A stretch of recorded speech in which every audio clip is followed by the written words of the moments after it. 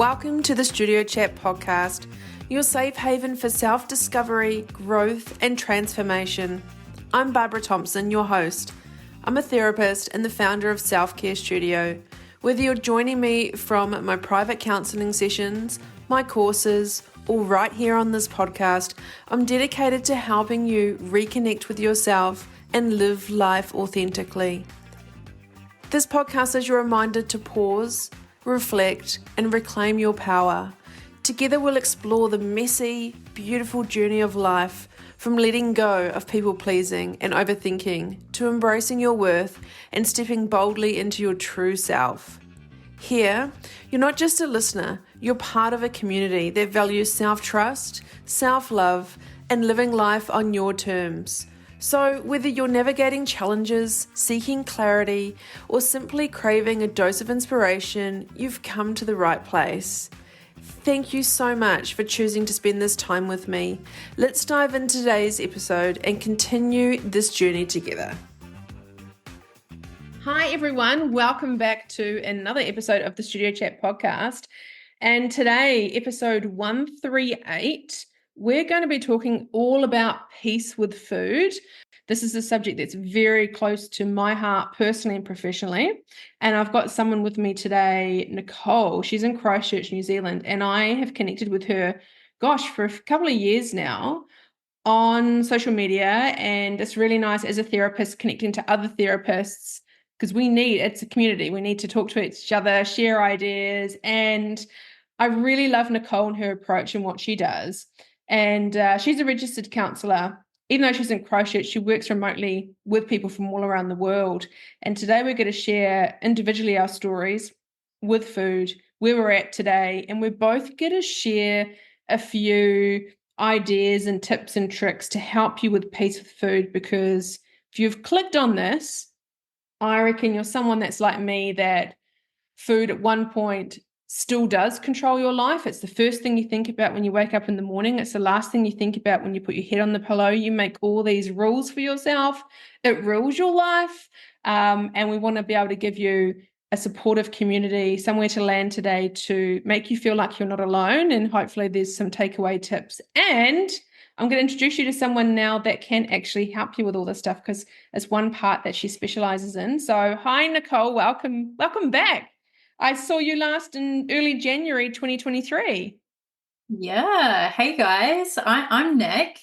I'm really excited to be here. This is my first time being on somebody else's potty. Well, I think this is probably only the second or third time I've done it, so I feel a little bit wobbly, but I will do my absolute best at being here with you and sharing my story and sharing a little bit about what I do and how I might be able to support you on your own healing journey with your body.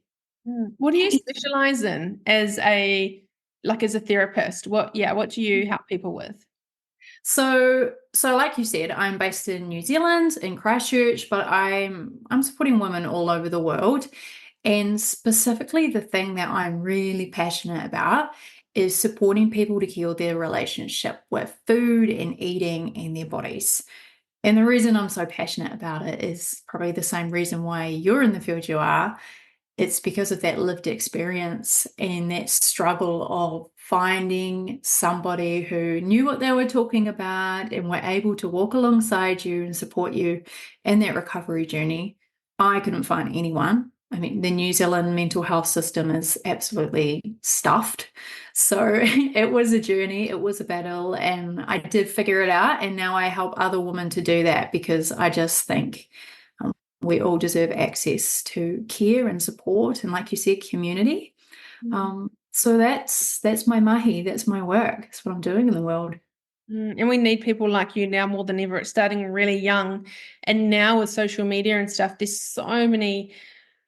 Like, I didn't even have social media in my, I think we're going to lean right into, I'll share a bit about my story with food, and then I'll pass the microphone over to you. So my story with food didn't start.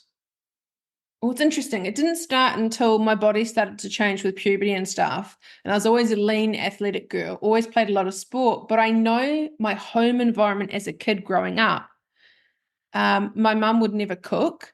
Our dinners were like frozen fish fingers and some vegetables, or a frozen pizza and vegetables. There was no talk about nutrition. I think my breakfast would be like a couple of pieces of toast with Marmite and some Wheat Bix or some cornflakes.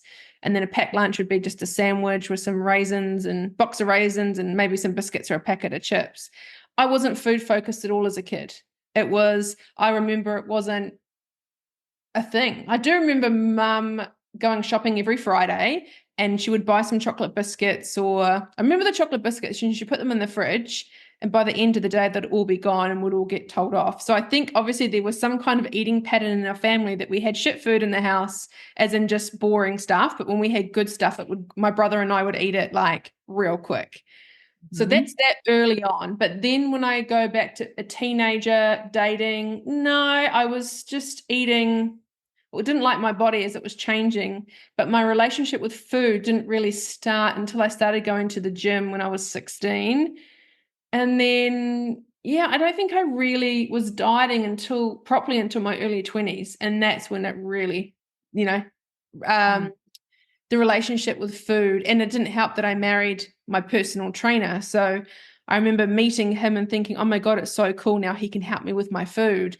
And it made things worse because I remember he was a bodybuilder. I don't know if I've shared this story before, but this is where my peace with food really got out of hand. So he was half Samoan, half English guy, and been a bodybuilder for many years. And he was a lot older than me. And I remember we did a training session. And I remember we walked into McDonald's.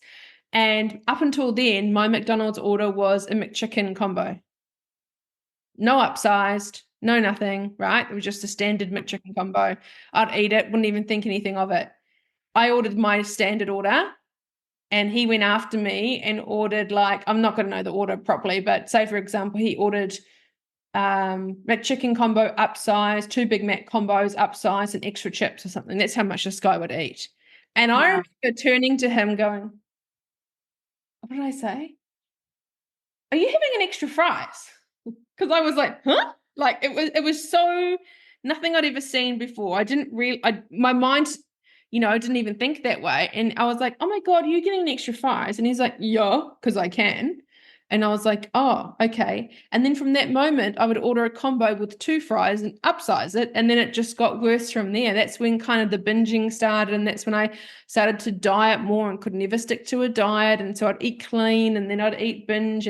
But I remember that kind of being a really pivotal moment, is meeting someone that I was dating who was my trainer, who he didn't need to have a healthier relationship with food because he was taking so much other stuff that his metabolism and his body and whatever, he would just stop eating something for a week and just go back to normal. So like it wasn't a healthy human I was comparing myself, but I was comparing myself with a man. I was comparing myself with someone that would take illegal substances to drop fluid, to drop weight. So it wasn't even apples with apples, right? And at that time I was working at Jenny Craig.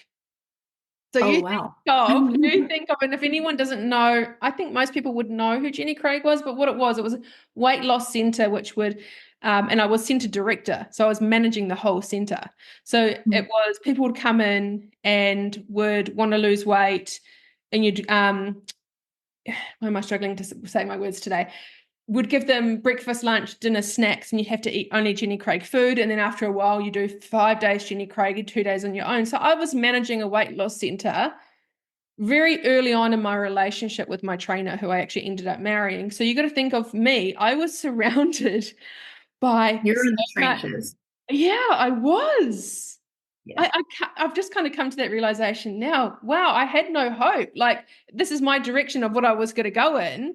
But wow, like how much I've changed. So I had done Jenny Craig before and it worked, but really interesting because I did all bodybuilding. It's so hard for me to kind of give you guys a quick snippet because peace with food has been my entire life from 24 years old until now. So I'm just trying to give you the highlights because I lived and breathed this day in, day out. It would control my life. It would control where I'd go. It would control what I would wear. it would control, I'm not shitting you, 95% of my embodiment. What am I going to eat? How much? And I was never, this is really interesting to share with you guys because we're in such a calorie deficit culture now. I was someone that even now, probably one of the very few women on this planet, I have disordered eating and I didn't have peace with food for a long time, but it wasn't calorie counting. I couldn't tell you. Mine was I was given a food plan. I would follow the food plan. Mm-hmm. So even now to this day, I've never really done a calorie deficit, or I can't look at something and go, that's 20 calories. I don't think in the calorie framework, but what Yeah. I have done is been given food plans. I need to stick to the food plan.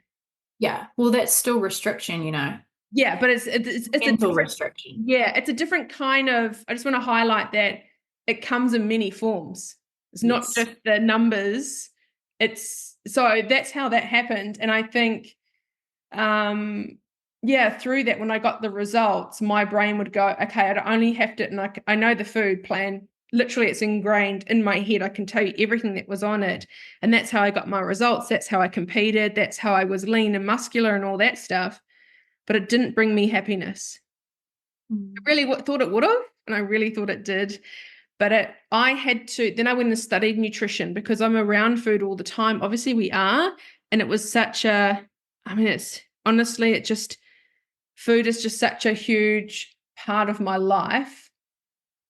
Because I'd spent so many years. So I got on stage, I competed bodybuilding when I was 35, but I've been dieting hard out for bodybuilding since I was 24. So a lot of my years from 24 to 35, I'd go to functions and people would be like, oh, Barbara can't eat that because she's dieting. Barbara can't eat that. I can't eat that. I can't go to this event. So I didn't really click in my head and I didn't have the right support around me and the people around me encouraged me until I was 34.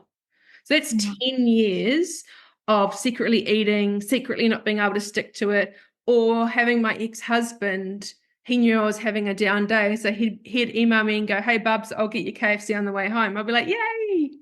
That wasn't helping me. I wish I had someone like say, Barbara, you can live a life. Food, you shouldn't have, like, I knew it wasn't a healthy relationship with food, but I'd never talk about it with anyone. I'd hide it. But people around me could know. And then also being a woman that has a really healthy appetite. How do you control that? We're supposed to eat like, what is it? Like sparrow farts. You're not supposed to eat much. So there's so much, when we talk about peace with food in my life, there were so many rules. There were so many, yeah, but I'm a woman. I shouldn't be this hungry.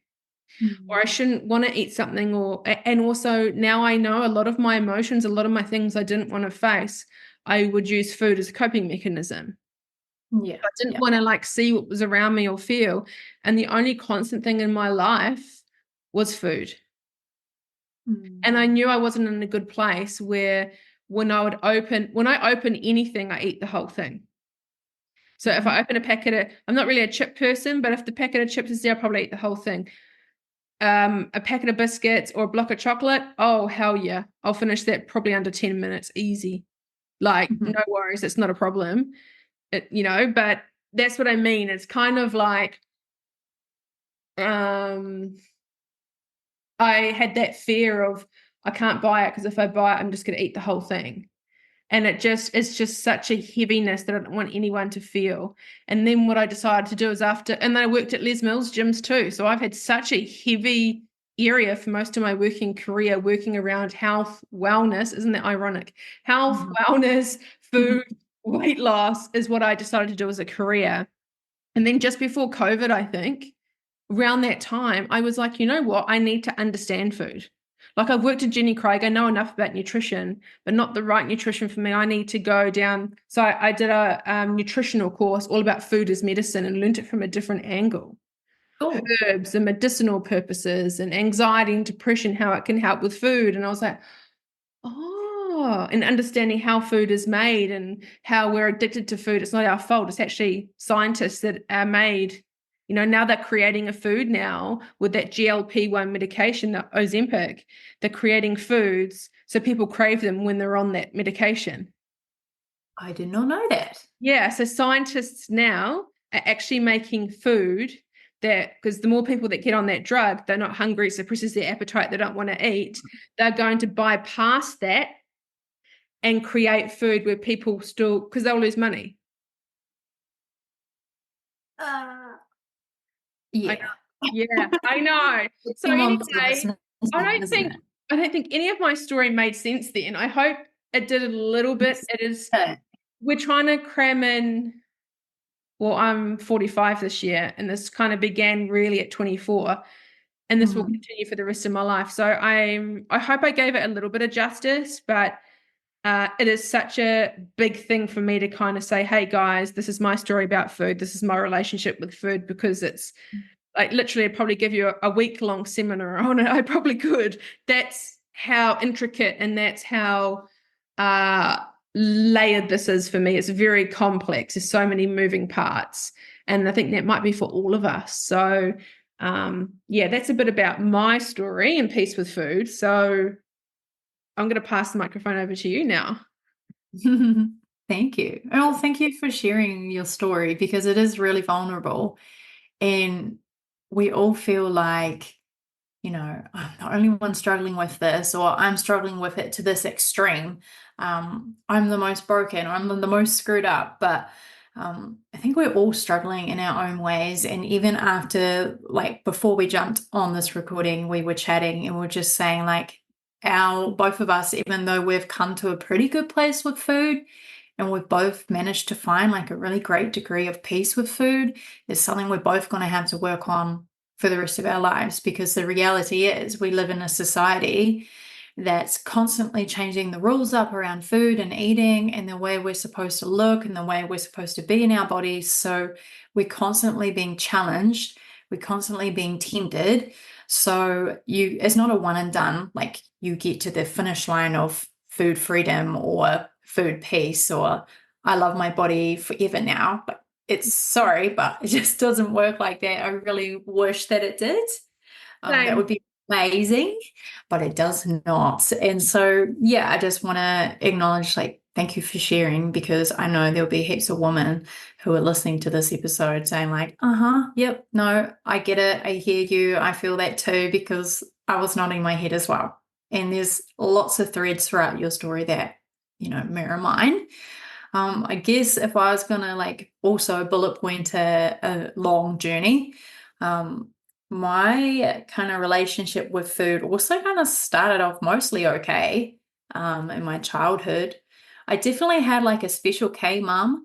Like my mum was always like on some sort of a diet. Really just was aware of her doing that, but it didn't feel like a big deal for me at the time during those years. But mum definitely really struggled with her shape in particular. And, that showed up more and more in our relationship as I began to change my body shape as I, turned into a young woman and started to gain more weight in my hips and my thighs. And it would be little comments like, oh, you're an apple shape, so you have to wear these type of clothes, and going through the magazines and yeah, it was all well-intentioned from mum, those kind of like, you should dress like this because, this is for big girls, as I started getting to be in a bigger body. So just all those little comments here and there, or sending me different gym plans or diets to give a try because she just wanted me to be healthy. All those little digs, not to mention, what am I watching on TV? What's in the magazines? What are the girls at school saying?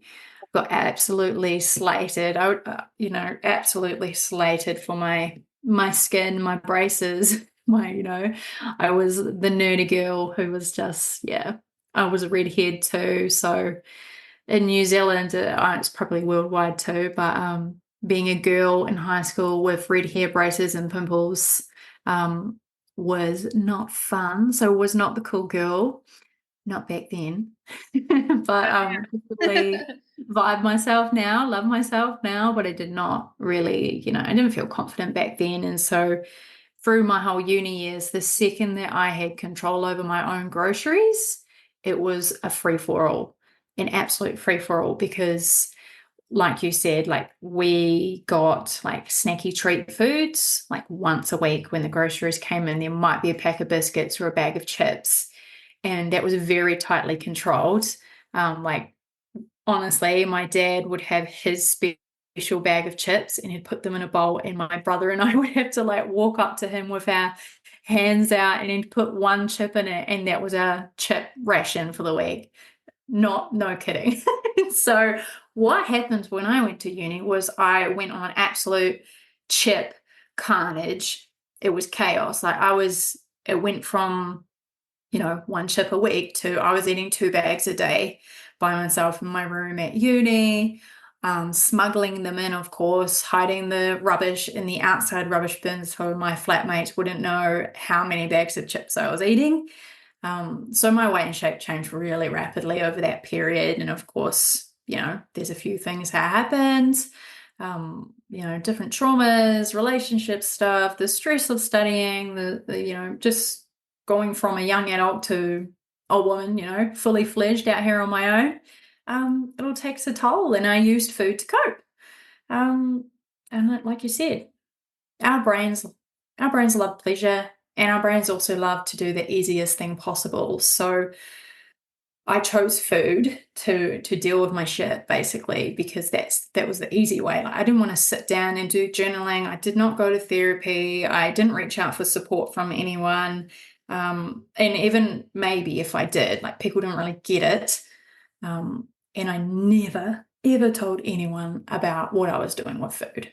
God forbid. That's so shameful, right? It was so shameful. There's no way I was going to admit to that. So kind of like you, was in the trenches for a number of years, felt really alone, really isolated, really hopeless. And I just, my body shape continued to change. I continue getting those messages from family and friends saying, oh, think about your health, you could die, like really extreme messages about the way that I was looking. You're going to be single soon if you keep putting on weight. No one's going to love you. It was really scary. And so big mental health, bit of a crisis in there.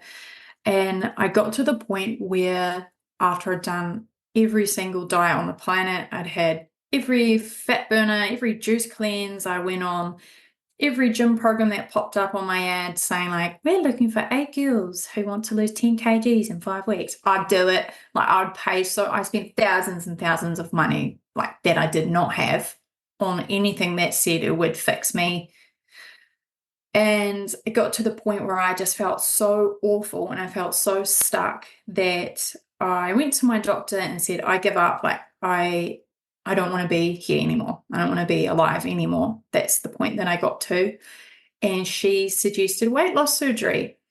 I was in the criteria of meeting, being able to go and get that. Unfortunately, I wasn't able to go through public because I wasn't quite like in the high enough needs category. So I decided to privately fund it how old was I? 24. I withdrew all of my retirement savings that I had been saving since I started working at 14. That was actually supposed to be for my first house, but I took it all out to pay for this surgery, plus got out a absolutely ginormous loan that I couldn't actually meet the repayments for. So it's been a really hard few years since then. But went and had a gastric sleeve surgery because I thought that once I reached my dream body, that it would solve all my problems and that I would stop binge eating. So I did have a diagnosis of binge eating disorder at that time. Didn't get any support offered to me though, except for the surgery, which is kind of, like I said, why I do what I do now. I got most of my stomach removed through that surgery. If you know much about gastric sleeve, they chop off the bottom bit of your tummy, which means that your capacity to consume food radically decreases. And it worked. So my dream came true. I'm not going to say numbers because I don't think they're helpful, but I lost all of the weight, every single bit and more. Actually was unhealthily tiny for a while there. And I was on cloud nine. I was so happy. Life got its sparkle back. I was able to go into like Glassons and the chain stores and buy anything I wanted. I could be fashionable and cool. I was on Tinder. I left my relationship during this post-op period. He was not helpful. So I left him, started dating. All of a sudden, men were paying attention for me. They were opening up doors. I got offered a job. It was like all of a sudden the world was seeing me, and I had been invisible for years. And so that just reinforced the belief that being in a small body meant that I was more worthy and better, more valuable in society. So I was stoked, honestly. And I didn't think about food, stopped binging. The food noise went away, all of that. It was like an absolute blessing in that moment. However, this is the crux of the story. And I just want to side note that I absolutely support anybody who chooses the weight loss surgery. I support you if you come to me and you say, hey, I really like the idea of food freedom, but I just really want to try one more diet. Like I just have to try this. I think you do whatever you feel like you need to do to be able to maybe try this other approach, because I get it. Like the messaging is strong that smaller equals better. So I get why you had that mindset, because I did too, even after, all that I went through. So yeah, life was shiny and bright. But then what I figured out was after about a few years post-op, I hadn't done any therapy. I hadn't done anything to heal the way that I relate to food, that restrictive, good food, bad food, naughty food, nice food. I shouldn't be eating this. I'm supposed to be small. Small is better. I didn't do anything to challenge that. And so the food noise crept back in, that binge brain crept back in. And even though I couldn't eat physically as much because my stomach was still, changed permanently, the behaviors came back. And that was kind of the light bulb moment for me. Was like, I thought weight loss would permanently solve the issue, but I just started obsessing with food again. And I just found new flaws in the way that I looked, and I obsessed over those. So yeah, I guess my key takeaway that I want to share with you guys in my own journey is, it's not about your weight or shape. It's not even about food. It's about your mindset. It's about the way that you manage your emotions, and it's about the way that you view yourself and the way that you treat yourself. So yeah, now I'd like to say things are great. I didn't actually manage to find anyone to support me in my journey still. Luckily, though, I was doing my master's in counselling, so I had access to the university resources.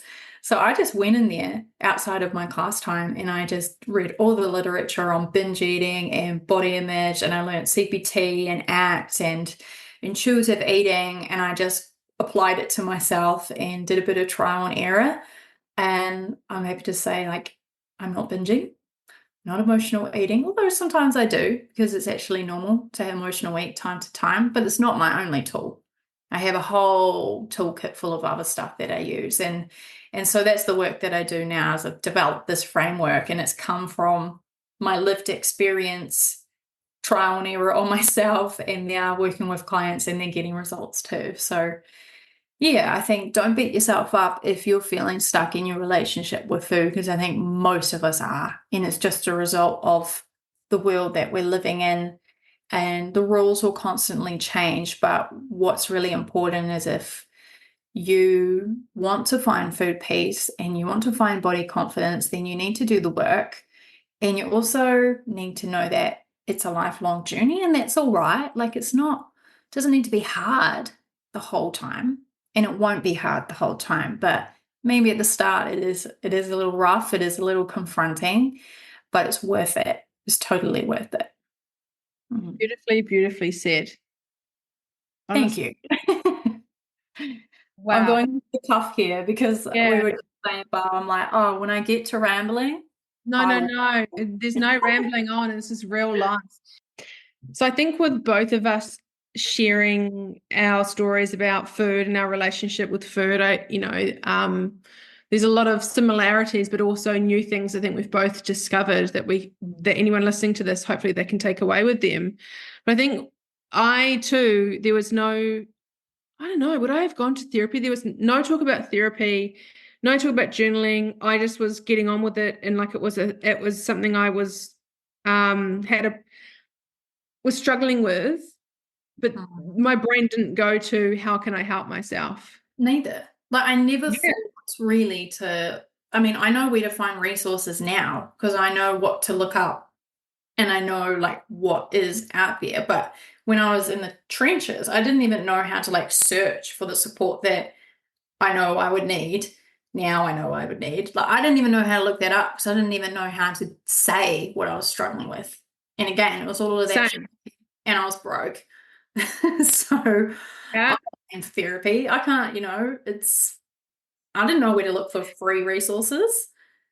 Yeah. Thank you for talking about the cost too. Over the years, working at Jenny Craig, working at the gym, married to a trainer, yes, there were some things I saved money on, but then there were some things that it does get very costly when you're looking for the next thing, the next pill, the next potion, the next diet, the next trainer, the next dietitian, the next, holy shit, it's expensive. So thank you for Holy bringing shit. that up. And you know what's weird though? It's not weird. We all do this, but I willingly whip out my credit card or take out more debt to pay for the next juice cleanse or gym program.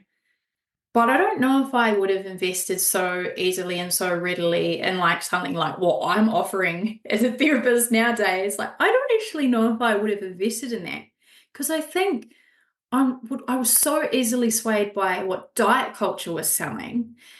I wanted that fixed because I didn't actually want to do the work either. Well, I didn't want to go to a therapist and be given tools and strategies and apply them. Like, I just didn't believe in myself. I didn't feel like I could fix myself.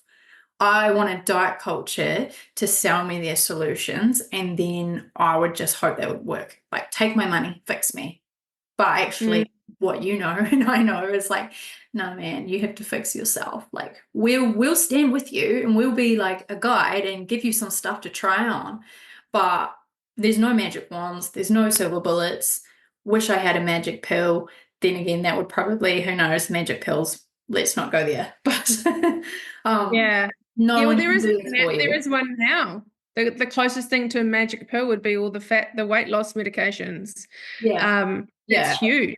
I actually just recorded a podcast for my own channel just today on the DLP injections and weight loss surgery and how those things are tools for sure, like they're tools and they can help to reduce your struggles with things like food noise. But if you don't do this other mindset work, those tools, once you stop injecting, doesn't work anymore. The food noise will come back. Weight loss surgery, a few years post-op, the food like happened to me, the food noise comes back. So even if you have those things, those shiny things that are being sold to us, they're not a sustainable long-term solution to what's happening in your mind. Yeah. Yeah. And I think really good point, really good point. I think also it's important. I'm going to go into a couple of things here for me on how I kind of healed that relationship with food. It's not like an ongoing, like I'm still working on this relationship. But one thing is I want you to look at your invisible reliances. So, what I mean by that is for me with food, I was escaping from inner discomfort, stress, tension to neutralize that feeling, to make that feeling go away. And so, what I want you to do if you're listening to this is make a list of all the things, big and small, that you're reliant on feeling good. So I know for me, all the things that I was reliant on making me feel good back then were other people's opinions, other people's words. Like when I lost weight or looked good, people would always comment how beautiful I was or what I looked like or whatever. And so I think it's really important to make a list that's non-food related of all the things in your life that make you feel good. Because when you don't feel good about yourself and you don't have a healthy relationship with food, the food will mask it. It's a chemical reaction. Like I didn't even understand that. I thought it was me. I know. I know now I'm not a weak person. I know I'm a very strong woman, but I couldn't Yeah. understand why I couldn't stop doing the thing. Why can't I stop at one biscuit? Why can't I, when I go to McDonald's, why can't I just order that medium combo? Why do I always have to go large? Why do I have no control? And the thing is, I didn't realize that a lot of the food that I was eating isn't food. Mm. That's why when I eat the food that I'm addicted to, like the junk food or the McDonald's or the chips or the biscuits or whatever it is, I'll eat it and I'll feel full for probably an hour and a half, and then I'm hungry again. Mhm. And that's such a head screw when I've eaten so much food. I should be full. But Mm. now I know that what's made up of that food is not technically food.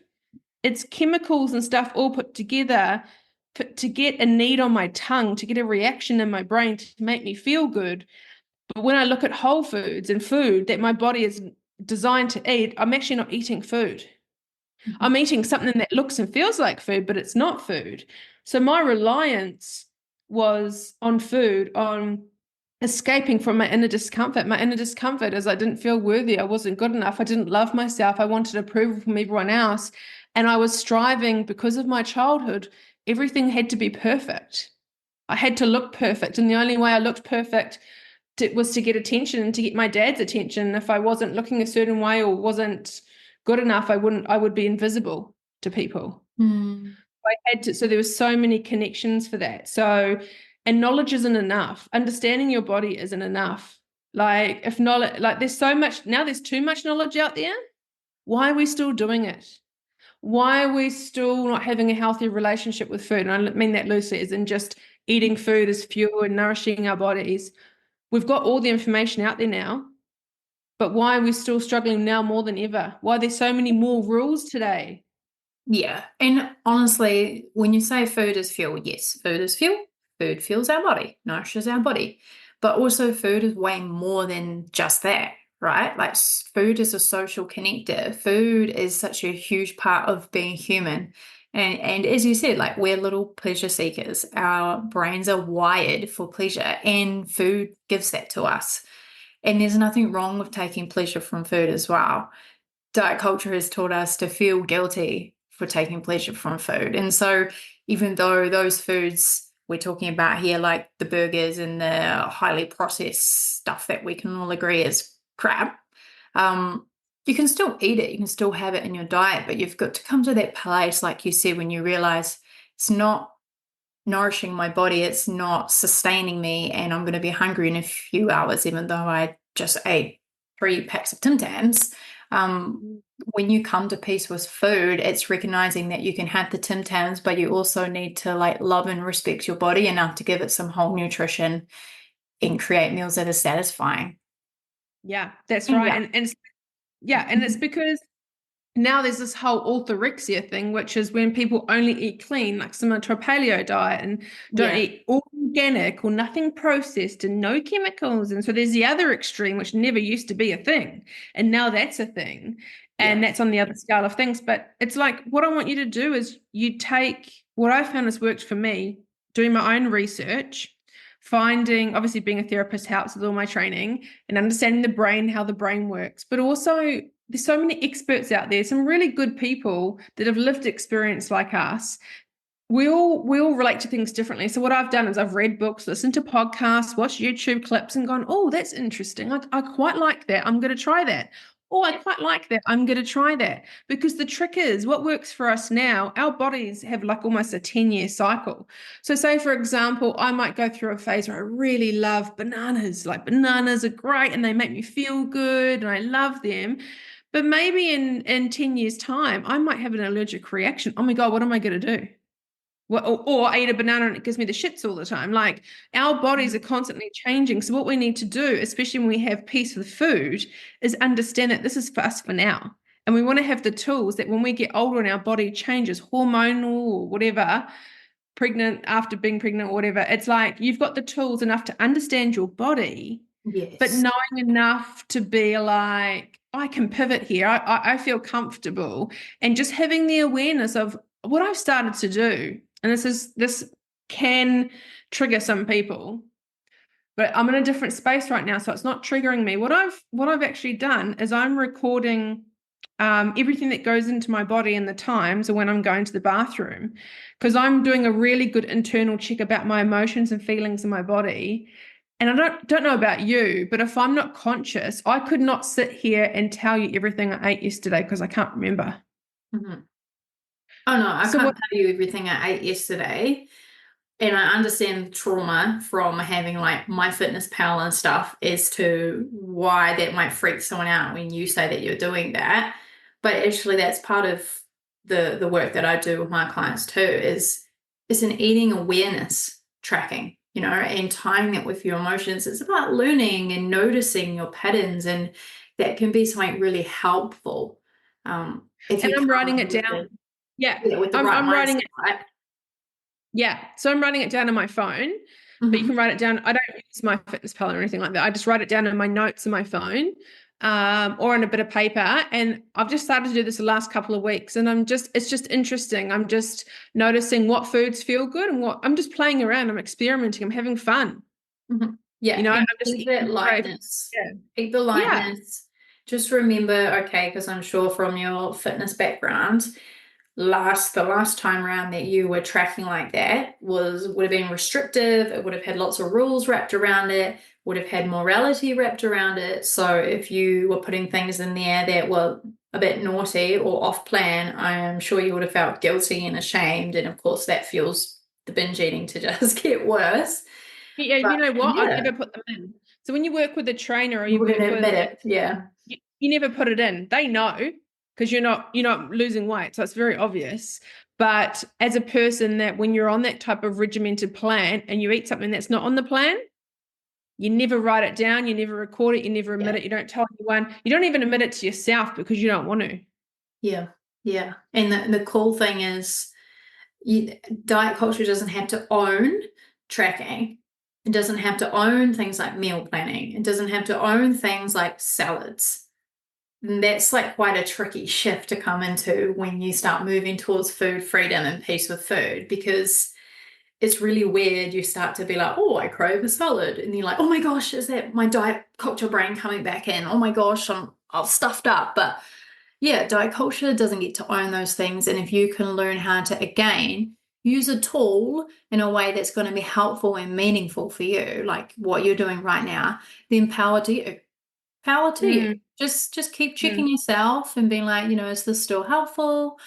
Is this still like serving me? Is this still meeting the intention that I set at the start when I did it? And just know that if you do have like a wobbly moment or a slip back, that's also really normal. And we don't beat ourselves up over it. We just say, okay, cool. I kind of know where that's coming from. That's the mm. old whispers in the back of my head, but I don't have to listen to them.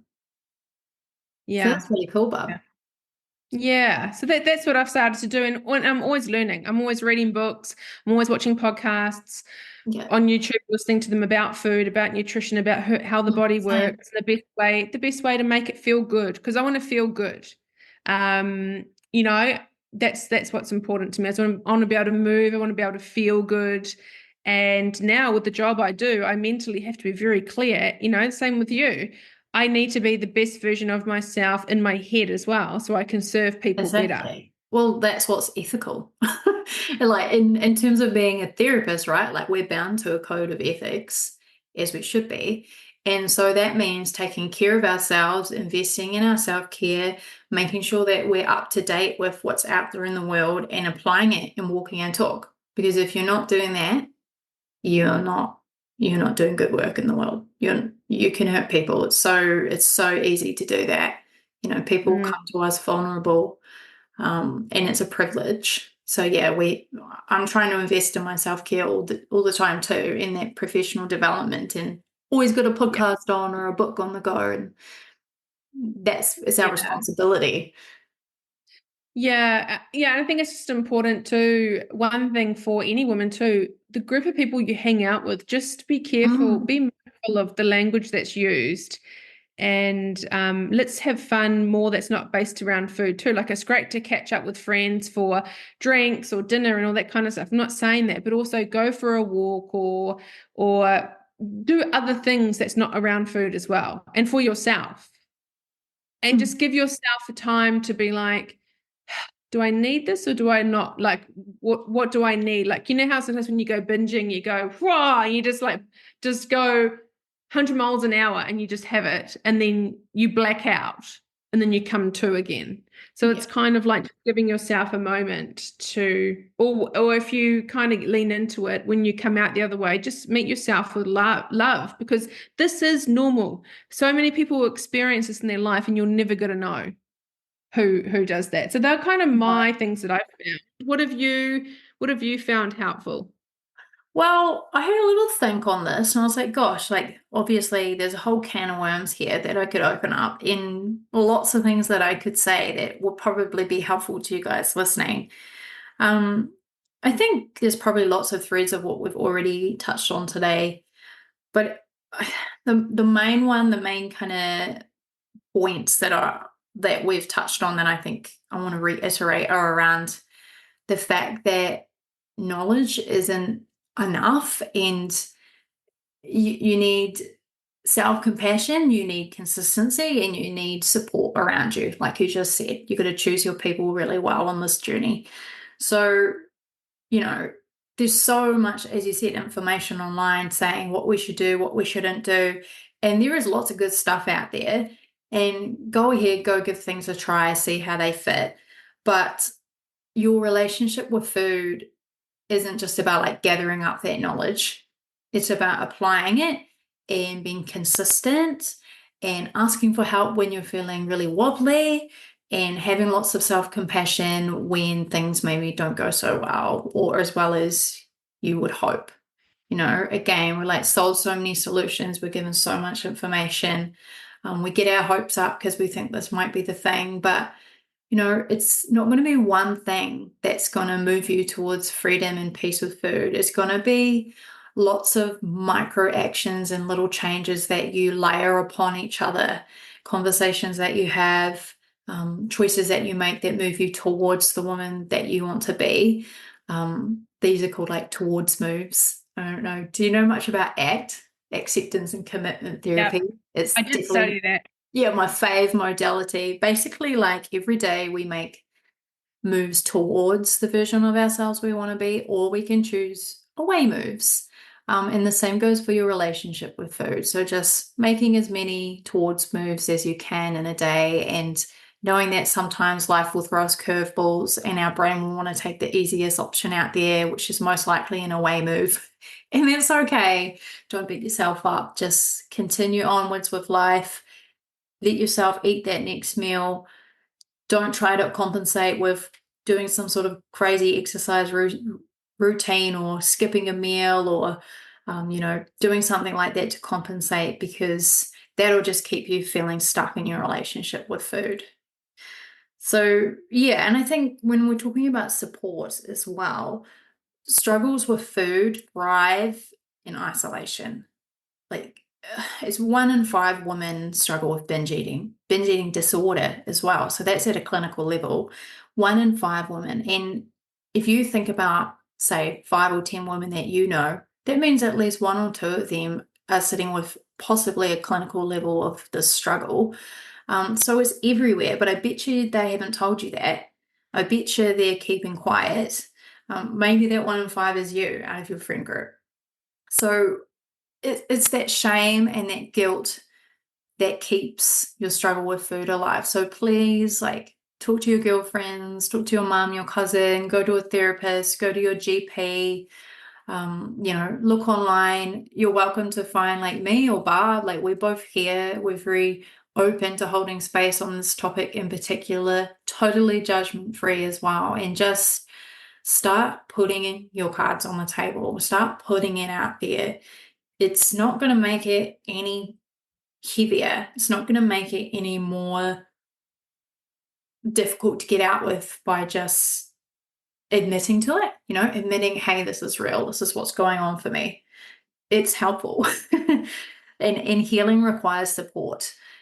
I know you're a strong woman. You have probably been through so much in your life already, but this kind of thing, you've got a heck of a lot more chance to come out the other side strong and empowered and confident in yourself if you do it with a community. And yeah, doing it with a guide, it's so much easier. Why make it harder for yourself? You've already been punishing yourself on that diet treadmill for years on your own. So just cut yourself a break and ask for help. I think maybe that's actually would be my biggest takeaway. I did have heaps of bullet points of things that I wanted to say for my big takeaways for the episode, but honestly, when I just power it all back, boil it down, it's know that you're not alone, ask for help, join a community, like join some sort of, a group, or just open lines of communication so that this thing that you're carrying, it doesn't need to be on your back anymore. That isolation, if we can cut that first part, like you've got such an amazing chance at recovery. Do you have a workshop or a course coming up? Do you want to, I've got a couple of Yes. minutes. Do you want to quickly tell us about that? Yes, I do. I do have a free training actually coming up. It's on March 30th. So it's only a couple of weeks away. It's called Binge Eating Unlocked. And what I'm going to be doing there is I'm going to be breaking down the 3 triggers that sit behind binge eating, emotional eating, overeating. All of those behaviors kind of sit in the same bucket. There's actually 3 core reasons why people will binge eat. And in the training, this is actually was the first module of my group coaching program, but I've decided to make it a free training instead so that everybody can at least get access to that knowledge for free and know why they're binge eating. So this is why the heck am I binge eating, and what are some practical means that you can start taking now to address those 3 triggers. Segue from that, of course, is that on the night of the webinar, free training, it's going to be on the 30th. I'm going to be opening the doors to my online group coaching course, which is called Break Up with Binge Eating. It's a kind of like a hybrid blend between self-paced online psychoeducational modules where I train you to kick binge eating to the curb totally. So how to regulate your emotions, how to build a healthy relationship with food, how to mindful eat, how to create meals that are satisfying, and how to rewire your brain to have a healthy relationship with food and eating. So get all that. You also get me coaching you for, I think it's about 12 weeks. We're in the DMs. And then you get a really cool community of binge-free besties with you too. Because again, when you're not isolated and you have a squad around you who get you, know what you're going through, and you're all going through the healing journey together, you're all going to succeed. I absolutely promise you. So if that sounds like something that might be helpful for you, then we'll be sure to put the link for both the free training and in the group coaching program as well in the show notes. That's kind of what I'm doing in the world and what I'm focusing on. Barb, do you want to tell, because this is going to go on my podcast as well, do you want to tell the girls who listen to my potty how they can reach out to you and possibly work with you as well? Yeah, you can reach out to me. I've got to try and remember what my handle is, self_care_studio. And yeah, so I do one-on-one online sessions. I do have some courses coming out about that's nutrition based and learning how to be your best self and overthinking and people pleasing, but also connecting with yourself, understanding who you are. So the best place to find me is on Instagram, and you can just connect with me on there and we can go from there. That's probably the easiest way. Yeah. Yeah. Oh, I forgot to say that. Yeah, Instagram. Binge free bestie, I'm called. But we'll put everything in your show notes, so you won't miss out on. You'll be able to find both of us really easily, and we would both love to connect with you. So just DM either of us anytime if you would love some more support. And you can tell that we've crammed this in a lot in this hour, almost hour. So I think there's more. If we get a few people that are saying that episode was good, Nicole and I can do more episodes because it's something that there is a lot there, and we'd be more than happy to share that with you. So just, flick us a message if any of this resonated with you. You have any questions, forward to anyone that you know, this may help. and let's talk about it more. Let's not shame people that eat a whole pack of chocolate biscuits or a block of chocolate or whatever. Like, who cares? Like, we're women, we eat. There's no shame in it, but we can, want you to have your life back. I don't want food to control your life anymore. No. Yeah. So you've got this. Reach out if you need us. We are here. And let us know if you'd like us to create an episode on anything else, because we would love to. We would love to. It's so nice to have you here. Thank you for joining us. Thank you. For all of Nicole's audience, hi. And yeah, I look forward to doing another one soon. It's been a good chat, Nicole. I love it.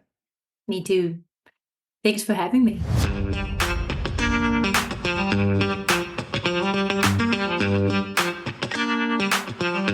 Thank you so much for tuning into today's episode. I hope this conversation has added value to your self-care journey and inspired positive changes in your life. If you enjoyed this episode, consider sharing it with a friend who might benefit from this episode. Don't forget to subscribe on Spotify or on your favourite podcast platform to stay up to date on future episodes. Your support means the world to me. I genuinely love hearing from you, so please take a moment to leave a review. Let me know which part of today's episode resonated with you the most. Your feedback guides the direction of this podcast, and I really appreciate each and every single one of you for being a part of this community. To fall in love with yourself is the first secret to happiness. To find out a bit more about the Studio Chat podcast, head over to my Instagram page, Studio Chat Podcast, or if you want to find out a bit more about my counselling private practice, head over to Instagram on self_care_studio. I'm really looking forward to seeing you on the next episode. Until next time, take care of yourselves and keep embracing the journey of self-discovery.